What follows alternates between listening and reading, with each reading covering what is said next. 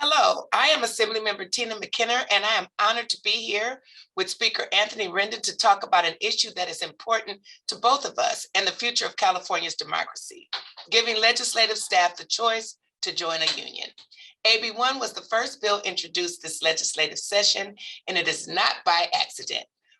For far too long, legislative staff have frankly been exploited, accepting low wages and long hours for the chance to help senators and assembly members make important policy changes here in California.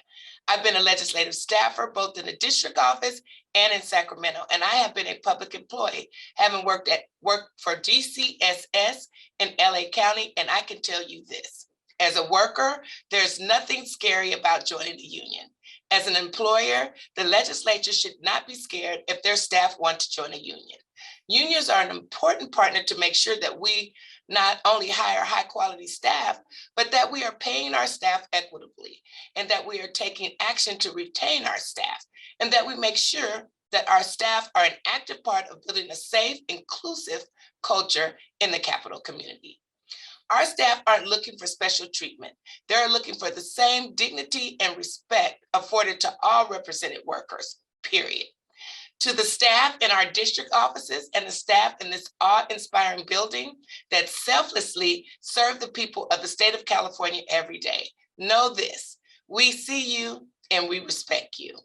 And we want you to have a voice in your workplace by creating AB 1.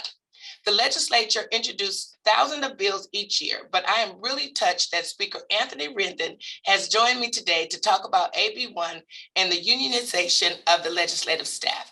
Mr. Speaker is no stranger to the labor movement and the value that unions bring to every workplace. Mr. Speaker, tell us about your background in labor and why you support AB 1. Sure, I have a pretty extensive background in labor, both in terms of my family background and in terms of my work life.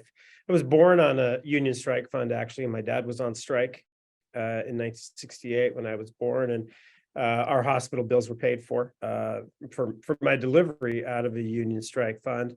Later on, when I was in graduate school, I helped to organize what is now the UAW union. It reminds me a little bit of this situation in that it was my last year of graduate school, helped to organize the union knowing that I wasn't going to benefit from it because I graduated. And then later joined the California Faculty Association as a member. And every single time I ran a nonprofit organization, whether it was AFT or SEIU, all of my employees, all of my staff were always unionized as well. Okay, Mr. Speaker, tell us about your background and what you did in labor, and why do you support AB 1? Well, I support AB 1, first of all, because I think everyone should have the right to join a union. I think in the case of our staff, our incredibly talented staff, our staff that works really hard, they should definitely have the opportunity to join a union. I think it's, honestly, the height of hypocrisy for a legislative body that stands for labor rights. It stands for the ideals of unions to not have unionized workforce. I think that's very important that we do that. Well, thank you, Mr. Speaker.